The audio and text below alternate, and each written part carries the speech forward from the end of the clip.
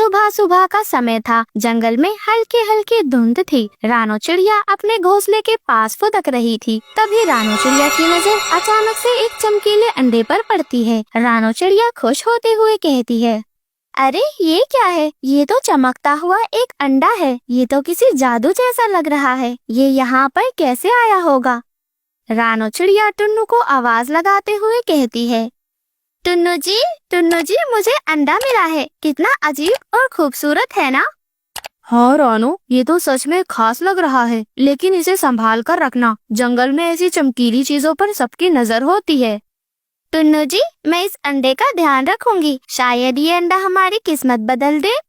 और फिर रानो उस अंडे को अपने घोंसले में ले जाती है। लेकिन पास के एक पेड़ पर कालू कौवा बैठा हुआ था और कालू कौवे ने ये सब देख लिया था। हाँ, ये अंडा तो मेरे काम का लग रहा है। अगर ये मेरे पास हो तो पूरे जंगल पे मैं राज कर सकता हूँ। तभी कालू कौवा एक योजना बनाता है और फिर वह एक बड़े से बाज से मिलने जाता है। बाज भाई, ओ बाज भाई, मैंने कुछ अनोखा देखा है। रानो चिड़िया के घोंसले में एक जादुई अंडा है। क्या जादुई अंडा? क्या बात कर रहे हो कालू? हाँ बाज भाई, बिल्कुल सच कह रहा हूँ। अगर वो अंडा हमारे पास आ जाए तो सोचो हम क्या क्या कर सकते हैं। सही कह रहे हो तुम। चलो आज रात ही हम उसे हासिल करने की योजना बनाते हैं। शाम के वक्त रानो चिड़िया और टुन्नू चिड़ा दोनों ही अपने अंडे की देखभाल कर रहे थे। तभी टुन्नू चिड़ा रानो चिड़िया से कहता है, रानो, मुझे डर लग रहा है। अगर किसी ने हमारे इस अंडे के बारे में सुन लिया तो? टुन्नू जी, हमें इसे संभाल कर रखना होगा। ये हमारा अंडा है और हमें इसे किसी भी कीमत पर बचाना होगा। ऐसे ही रात हो जाती है। रात के समय कालू कौवा और बाज दोनों चुपके से रानो चिड़िया के घोंसले के पास आ जाते हैं। तभी कालू कौवा बाज से कहता है, शांत रहो बाज, हमें बिना किसी आवाज के इसे ले जाना है। परंतु जैसे ही कालू कौवा उस अंडे के पास पहुंचता है, रानो चिड़िया जाग जाती है। कौन है वहाँ? कालू, ये क्या कर रहे हो? अरे अरे रानो बहन, मैं तो बस देखने आया था कि तुम ठीक हो या नहीं। मुझे पता है तुम झूठ बोल रहे हो, परंतु ये अंडा तुम्हें नहीं मिलेगा। तभी बाज को गुस्सा आ जाता है और बाज गुस्से में रानो चिड़िया से कहता है, रानो, तुम्हारी हिम्मत भी कैसी हुई ऐसी बात करने की? ये अंडा अब हमारा है। और तभी वे अंडा चमकने लगता है और उसमें से एक प्यारी सी आवाज सुनाई देती है। अंडे से आवाज आती है, रानो डरो मत, मैं तुम्हारी रक्षा करूँगा। और तभी उस अंडे से एक रोशनी निकलती है जिससे बाज और कालू डरकर पीछे हट जाते हैं। ये क्या है? भागो बाज भाई भागो, ये अंडा तो सच में जादुई है। तभी उस अंडे से एक छोटा सा पक्षी बाहर निकलता है। वह बहुत ही सुंदर था। रानो, टुन्नू, तुम्हारा धन्यवाद। मैं तुम्हारी रक्षा करूँगा और तुम्हारे साथ रहूँगा। ये तो हमारा सौभाग्य है। हाँ, ये हमारी मेहनत और ईमानदारी का फल है। अगली सुबह रानो चिड़िया घोंसले में अपने पति टुन्नू चिड़े के साथ बैठी हुई थी। दोनों जादुई पक्षी गोलू की देखभाल कर रहे थे। गोलू अब थोड़ा सा बड़ा हो गया था और धीरे धीरे उड़ने की कोशिश कर रहा था। रानो, देखो गोलू कितना प्यारा लग रहा है। ये हमारा सबसे बड़ा खजाना है। हाँ टुन्नू जी, ऊपर वाले ने हमारी सुन ली। हमारी कोई संतान नहीं थी। देखो भगवान ने हमारे लिए कितना प्यारा बेटा दिया है, परंतु हमें अभी भी सतर्क रहना होगा। मुझे लगता है कालू कौवा और बाज फिर से कुछ न कुछ करने की सोचेंगे। वहीं पास के पेड़ पर छुपा हुआ कालू कौवा और बाज वह उन दोनों की बातें सुन रहे थे। देखो बाज भाई, गोलू अब उड़ने की कोशिश कर रहा है। अगर इसे हम कैद कर लें तो हमारी ताकत 2 गुना बढ़ जाएगी। हाँ, तुम बिल्कुल सही कहते हो। पिछली बार तो हम हार गए थे, लेकिन इस बार हम हार नहीं मानेंगे। हाँ बाज भाई, इस बार हमें चालाकी से काम लेना होगा। सीधे हमला नहीं करेंगे। पहले हम इन दोनों को डराएंगे और फिर मौका देखकर गोलू को उठा लेंगे। रात के समय टुन्नू चिड़िया और रानो चिड़िया दोनों अपने घोंसले में सो रहे थे। तभी अचानक से कालू कौवा उनकी डाली पर आकर बैठता है और जोर जोर से बोलता है, रानो, तुमने जादुई अंडे से गोलू को जन्म दिया, परंतु याद रखना वो अंडा जंगल का है। गोलू भी हमारा है।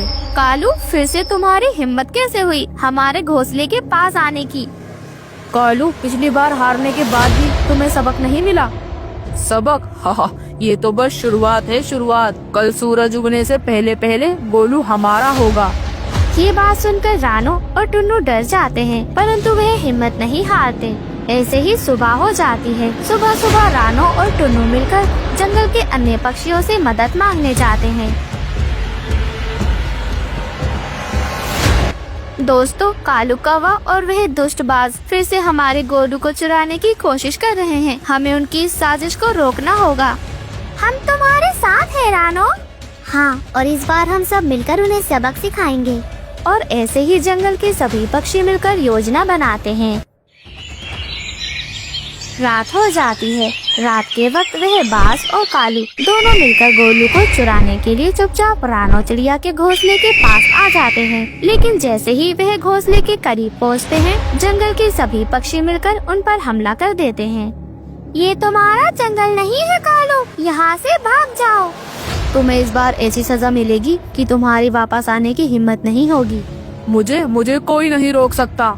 तभी वह बाज रानो चिड़िया पे झपट मारता है, परंतु तभी गोलू की शक्ति जाग उठती है। तभी गोलू एक तेज रोशनी छोड़ता है और बाज पीछे हट जाता है। कालू कौवा डर जाता है। ये क्या हो रहा है? इस जंगल के प्यार और एकता को कोई नहीं हरा सकता। अगर तुमने फिर से ऐसा किया तो तुम्हें अपनी जान गंवानी होगी। कालू कौवा और दुष्टबाज वहाँ से डरकर भाग जाते हैं। सभी पक्षी खुश होकर जश्न मनाते हैं। तभी मिठू तोता कहता है, अरे रानो, गोलू तो सच में जादुई है। हाँ, लेकिन उसकी असली ताकत रानो और टुन्नू का प्यार है। तभी रानो चिड़िया मुस्कुराती हुई कहती है, दोस्तों, अगर हम सब मिलकर रहे तो कोई भी हमें हरा नहीं सकता। गोलू अब जंगल के सभी पक्षियों के बीच खुशी और उम्मीद का प्रतीक बन गया था। रानो चिड़िया, तुम यहाँ क्यों आई हो और इतनी घबराई हुई क्यों हो? मुझे बताओ, क्या परेशानी है? बाबा, इस जंगल में एक काफी विशाल और ताकतवर भूखा चूहा रहता है। उसके डर से जंगल के सारे जानवर और पक्षी दूसरे जंगल जा रहे हैं। हमारी मदद करो बाबा जी। हाँ, वो एक जादुई चूहा है, लेकिन एक उपाय है उससे राहत पाने का। उपाय है तो बाबा जल्दी बताइए, हमारी मदद करें। आपके अलावा और कोई नहीं है हमारी मदद करने को इस जंगल में। रानो, मदद करने वाला तो ऊपर वाला है, मैं तो बस एक रास्ता दिखाने वाला हूँ। सुनो, अगर उस चूहे को पानी में डुबा दिया जाए तो वो एक विशाल चूहा घर में बदल जाएगा और जंगल के सभी पक्षी उस घर से भोजन और बरसात से बच सकते हैं।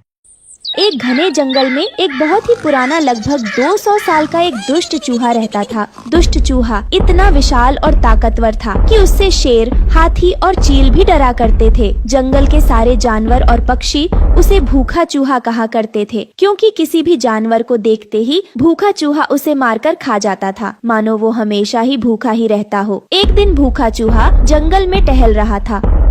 बहुत भूख लगी है, कोई भी जानवर पक्षी आज दिखाई नहीं दे रहा है। सारे के सारे कहाँ छिप गए? जाकर देखता हूँ, कोई चिड़िया ही हाथ लग जाए तो मजा आ जाए।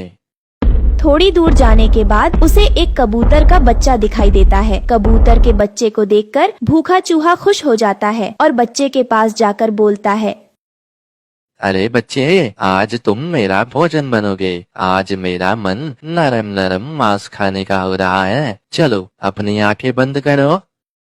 नहीं भूखा चूहा, मुझे छोड़ दो, तुम मुझे छोड़ दो। तुम बहुत विशाल और ताकतवर हो, मैं तो छोटा सा कबूतर का बच्चा हूँ। मुझसे आपकी भूख नहीं मिटेगी, मुझे जाने दो। मेरा घर पर मम्मी पापा इंतजार कर रहे होंगे। बेटा, तुम्हें तुम्हारी माँ ने नहीं सिखाया कि अकेले जंगल में नहीं घुमा करते, नहीं तो गब्बर आ जाएगा। अब तुम मेरा शिकार बनोगे नन्हे बच्चे। भूखा चूहा कबूतर के बच्चे की बातों को नहीं मानता और बच्चे को देखते ही देखते मार देता है और उसे खा जाता है। भूखा चूहा के आतंक से जंगल के सारे जानवर पक्षी बहुत ही डरे रहते थे। एक दिन सारे जानवर पक्षी इकट्ठे हुए और शेर सिंह सभी जानवर और पक्षियों को संबोधित करते हुए बोला, हम सब भूखे चूहे से परेशान हैं। वो इतना ताकतवर और विशाल है कि मैं और हाथी दादा भी कुछ नहीं कर सकते। यहाँ तक कि हमारी शिकारी चील भी उसे अपना शिकार नहीं बना पाई। इसलिए हम सभी को ये जंगल छोड़ के कहीं दूर जाना पड़ेगा। हाँ शेर सिंह सही बोल रहे हैं, हमें कहीं और जाना होगा, नहीं तो भूखा चूहा हम सबको मार देगा। हाँ चलो चलो, आज ही रात हमें ये जंगल हमें छोड़कर जाना होगा। ठीक है, देर किस बात की, चलो हम सब अभी ये जंगल छोड़ के चलते हैं।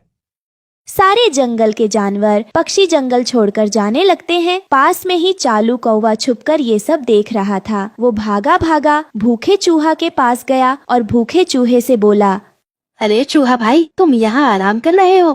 क्यों कालू कौवा, क्या हुआ? तुम इतनी तेजी से मेरे पास क्यों आए हो? क्या बात है? जंगल के सारे जानवर और पक्षी ये जंगल छोड़कर जा रहे हैं, जल्दी उन्हें रोको, नहीं तो हम भूखे मर जाएंगे। ठीक है चलो, मैं उन्हें अभी सबक सिखाता हूँ। उनकी ऐसी हिम्मत जो मेरे से बिना पूछे, और मेरा आहार कौन बनेगा फिर? ऐसे कैसे? वो ये जंगल तो क्या, ये दुनिया भी नहीं छोड़कर जा सकते।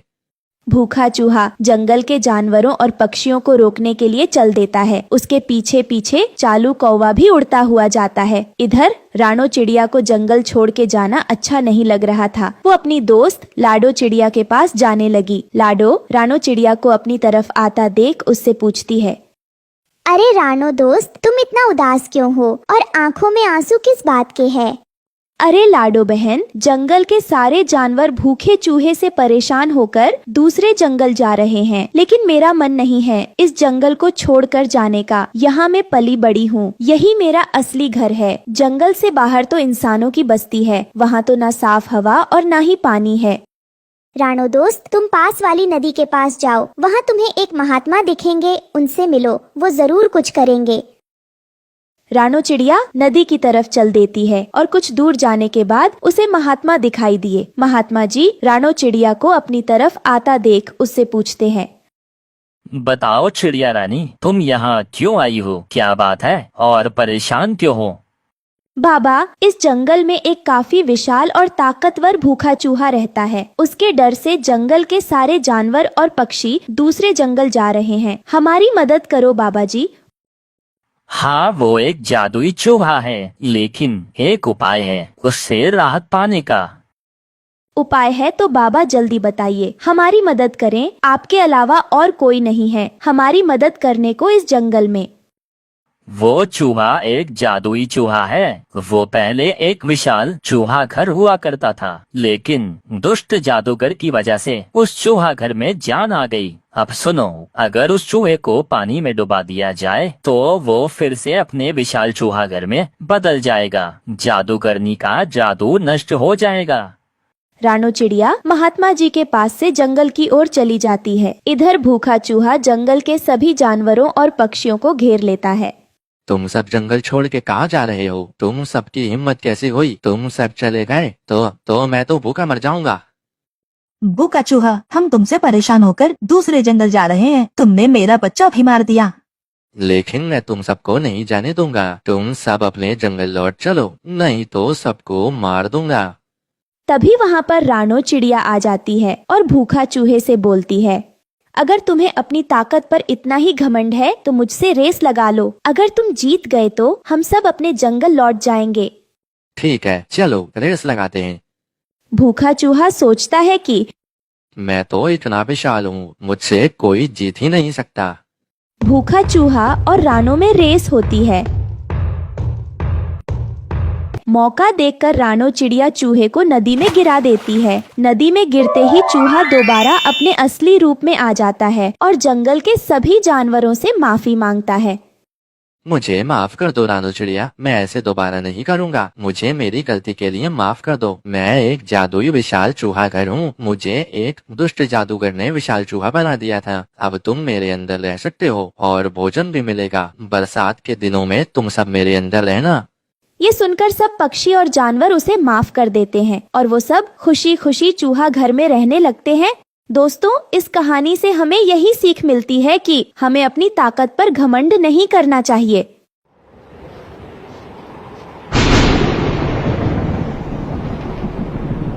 सुबह सुबह पक्षी एक जगह इकट्ठे होकर बातें कर रहे थे। दोस्तों, पानी कम होने की वजह से जंगल में पानी की कमी हो गई है। दाना भी बहुत कठिनाई से मिल रहा है। अगर ऐसा ही चलता रहा तो हमारे भूखे मरने की नौबत आ जाएगी। सही कहा रानू आपने, हमें कुछ करना होगा क्योंकि हमारे साथ हमारे बच्चे भी हैं। मुझे उनकी ज्यादा फिक्र हो रही है। तुम सब चिंता मत करो, मेरे मामा जी के पास चलते हैं, वही कोई उपाय बताएंगे। मेरे मामा एक बहुत बड़े किसान हैं। सभी पक्षी कालू कौवे के मामा जी के पास जाते हैं। सबको एक साथ देखकर कालू का मामा चौंक जाता है। भांजे राजा, क्या बात है? कोई परेशानी है जो आप सब के सब मेरे पास आए हो? मामा जी, बात ही कुछ ऐसी है। मामा जी, हमारे जंगल में बारिश इस बार बहुत कम हुई है, भोजन भी कहीं नहीं मिल रहा है। आप ही कोई उपाय बताएं जिससे हम पक्षी भूखे मरने से बच जाएं। भांजे राजा, दाना तो मेरे पास भी खत्म होने को है, पर मेरे पास एक तरकीब है। उसमें तुम सबको बहुत मेहनत करनी होगी। मेरी मानो तो तुम सब खेती करना शुरू कर दो। पर मामा जी, बारिश कम हुई है, ऐसे में खेती कैसे होगी? होगी भांजे, होगी खेती। ये लो भुट्टे के बीज, इसकी खेती कम बारिश में भी अच्छी होती है। मामा जी, आपका बहुत बहुत धन्यवाद। आपने हमारी बहुत मदद करी, वो भी ऐसे बुरे वक्त पर। चलो कालू, अब चलते हैं, हमारे पास वक्त बहुत कम है। भुट्टे के बीज लेकर सारे पक्षी अपने घर वापस लौट आते हैं। अगले दिन फिर से सभी इकट्ठे होते हैं। दोस्तों, बीज तो मिल गया, अब हमें खेत की तैयारी करनी होगी। आप सभी खेत की तैयारी करो, मैं अभी घर से बीज लेकर आता हूँ। जब तक तुम लोग खेत में थोड़ी जुताई करो ताकि फसल अच्छी उगे। कालू कौवा ये कहकर अपने घर बीज लेने चला गया। तोता, कबूतर और रानो चिड़िया खेत की तैयारी में लग गए। सुबह से शाम हो गई पर कालू अभी तक बीज लेकर नहीं आया। रानो बहन, खेत तो तैयार भी हो गया, लेकिन ये कालू कहाँ रह गया? अभी तक नहीं आया। चलो उसके घर चलकर देखते हैं वो कहाँ रह गया है। हाँ तोता भाई, तुम सही कह रहे हो, हमें चलकर देखना चाहिए, आखिर क्या बात है। सभी पक्षी कालू को देखने के लिए उसके घर जाते हैं, लेकिन वहाँ जाकर उन्होंने जो नजारा देखा उसे देखकर वो दंग रह जाते हैं। अरे ये कालू और गोरी यहाँ खुदाई क्यों कर रहे हैं? कालू भैया, बीज तो हमें वहाँ बोने हैं खेत में, लेकिन आप यहाँ खुदाई क्यों कर रहे हो? भुट्टे के बीज मेरे मामा जी ने दिए हैं, ये सिर्फ मेरे हैं, मैं इसे यहाँ अपने घर के पास उगाऊंगा। कालू भैया, मामा जी ने यह हम सबको इकट्ठे खेती करने के लिए दिए थे। दिया था, मैंने कब मना किया? लेकिन अब ये बीज सिर्फ मेरा है और इसकी खेती केवल मैं ही करूँगा। तुम सब यहाँ से भागो। चिड़िया बहन, इस कालू के मुंह लगना ठीक नहीं, हम यहाँ से चलते हैं। अब हम क्या करेंगे चिड़िया बहन? हम जहाँ से चले थे फिर वहीं पहुँच गए। भैया, आप निराश ना हो, हम किसान की पत्नी के पास चलते हैं और कुछ बीज उनसे मांग कर लाते हैं। हमारा खेत भी तैयार है, हमें पता है हमारी फसल अच्छी होगी। रानो बहन, यही ठीक रहेगा, किसान की पत्नी बहुत अच्छी है, वो हमें बीज जरूर देगी। वो सभी किसान के घर के लिए रवाना हो जाते हैं। माँ जी, हमें थोड़ी बीज दे दो, हम सब मिलकर खेती करेंगे। खेती करने के लिए बीज हमारे पास नहीं है। कालू कौवे ने हमारे साथ धोखा किया है, उसने सारे बीज खुद ले लिए। रानो चिड़िया, तुमने उस कालू कौवे पर भरोसा करके बहुत बड़ी गलती करी है। वो कालू तो नीच है ही, वो मक्कार भी है। मेरे पास थोड़े से टमाटर के बीज पड़े हैं, मैं वो बीज तुम्हें देती हूँ। इन्हें लेकर जाओ और अपने खेत में बो दो। कम पानी में टमाटर की फसल अच्छी होती है। रानो चिड़िया अपने दोस्तों के साथ टमाटर के बीज लेकर लौट आई। फिर सबने मिलकर अपने खेत में बीज बो दिए। तोते भैया, कबूतर भैया, बीज तो हमने बो दिए, पर पानी कहाँ से लाएंगे? चिड़िया बहन, पानी हम नदी से लाएंगे और अपने खेत में डालेंगे।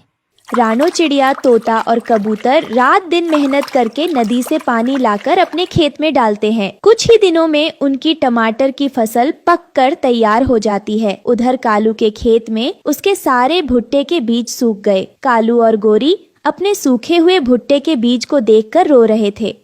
कालू जी, मैंने सुना है रानो चिड़िया, तोता और कबूतर के टमाटर की फसल बहुत अच्छी हुई है। रोने से कोई फायदा नहीं, चलो चलते हैं रानो चिड़िया के पास और उससे थोड़ी टमाटर की फसल मांग कर लाते हैं। कालू कौवा और गोरी कौवी रानो चिड़िया के पास जाते हैं और अपनी फसल के बारे में बताते हैं। रानो चिड़िया, मामा जी ने सारे भुट्टे के बीज खराब दिए थे, मेरी भुट्टे की फसल नहीं उग पाई। कृपया करके थोड़ी अपनी टमाटर की फसल हमें भी दे दो। कालू, गोरी, चलो भागो यहाँ से। हमने टमाटर की फसल बहुत मेहनत से उगाई है, हम ये टमाटर तुम्हें नहीं देंगे। जाओ, जाकर अपने सूखे हुए भुट्टे खाओ। कालू भैया और गोरी बहन, तुमने हमारे साथ धोखा किया था। हमें भुट्टे के बीज न देकर तब हमारी मदद किसान की पत्नी ने की थी। भला हो उनका जो उन्होंने हमें टमाटर के बीज दिए। रानू बहन, तुम तो बहुत भली चिड़िया हो। तुमने हर किसी की मदद की है। कृपया करके हमारी भी मदद करो। इस हाल में हम कहाँ जाएंगे? जंगल में सूखा पड़ा है, कुछ तो रहम करो। नहीं रानू, इनकी बातों में मत आना। ये इनके मगरमच्छ के आंसू हैं। कालू, तुम यहाँ से जाते हो अपनी पत्नी को लेकर, यह धक्के मारकर तुम्हें भगाएं। इतनी बेइज्जती होने के बाद दोनों पति पत्नी वहाँ से चले जाते हैं और घर जाकर सोचने लगते हैं। देखा गोरी, उन तीनों की जुबान कितनी चल रही थी। अब हमें उन्हें मजा चखाना ही पड़ेगा। हाँ, तुम ठीक कहते हो। मैंने कितनी विनती करी, फिर भी उन्हें जरा भी तरस नहीं आया। आज रात हम उनकी फसल चुरा लेंगे और ये जंगल छोड़कर अपने मामा के पास चले जाएंगे। फिर दोनों रात होने का इंतजार करते हैं और जैसे ही रात होती है, कालू अपना मुंह ढककर अपनी पत्नी गोरी कौवी के साथ रानो चिड़िया के खेत की ओर निकल पड़ता है। तोता भैया, कबूतर भैया, अब रात काफी हो चुकी है। अब हमें घर की ओर निकलना चाहिए। सुबह होते ही हम मंडी में फसल ले जाकर बेच देंगे। हाँ रानू बहन, वैसे भी हमने पहरेदारी के लिए खेतों के चारों ओर करंट के तार लगा दिए हैं। कालू और गौरी उनके जाने का इंतजार करते हैं और फिर तीनों पक्षी वहाँ से चले जाते हैं। फिर जैसे ही वो खेत में घुसने लगते हैं, अरे बाप रे गोरी, यहाँ तो बिजली है, भागो यहाँ से। हाँ कालू, बचाओ मुझे, बचाओ। फिर वो दोनों किसी तरह अपनी जान बचाकर वहाँ से भाग जाते हैं और कभी दोबारा उस खेत की तरफ नहीं आते।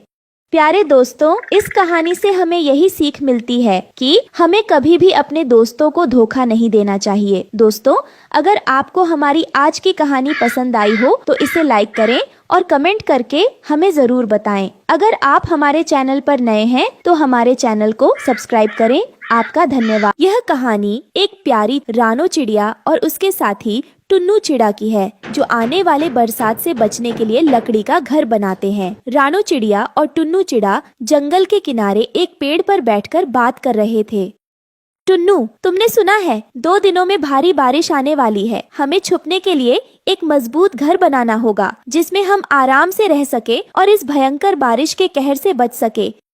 हाँ रानू चिड़िया, तुम बिल्कुल सही कह रही हो। हमें जल्दी से घर बनाना चाहिए, लेकिन हमारे पास इतना समय और साधन नहीं है कि हम अपना एक मजबूत घर बना सके। टुन्नू चिड़ा, हम पेड़ की टहनियों से घर बना सकते हैं। वो हल्का और सुरक्षित भी रहेगा। वो दोनों मेहनत से घर बनाना शुरू करते हैं और अगले 2 दिनों में एक छोटा सा लकड़ी का घर तैयार कर लेते हैं। कुछ दिन बाद मूसलाधार बारिश शुरू होती है। वो दोनों घर में छुपे थे। टुन्नू, बारिश बहुत तेज हो रही है। हमारा घर हिलने लगा है। मुझे बहुत डर लग रहा है, कहीं ये घर टूट ना जाए। हाँ रानू चिड़िया, लगता है हमने घर को मजबूत नहीं बनाया। अगर ये गिर गया तो क्या होगा हमारा? हमें जल्दी से सोचकर इस परेशानी का समाधान निकालना होगा, वरना आज इस भयंकर बारिश में बचना हमारा नामुमकिन है। रानू, जल्दी कुछ सोचो।